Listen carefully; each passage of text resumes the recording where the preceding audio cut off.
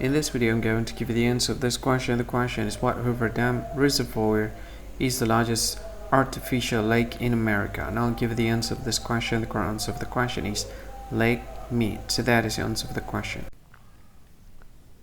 Hi, thank you so much for watching this video. If you find this video is very useful, you can help this channel to grow by subscribing this channel.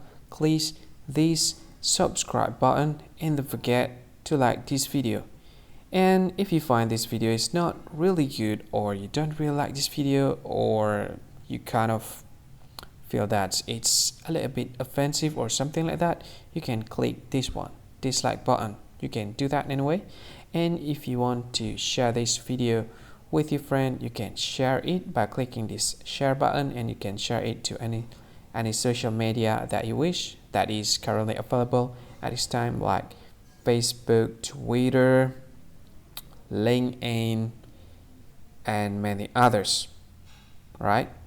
And if you want to add this video to your playlist, you can click this one. You can watch this video later, and you can find more options by clicking these three dots. And yeah, don't forget to subscribe. I think that's all of it. Thank you so much for watching this video, and see you again in another video. Bye bye. See you again.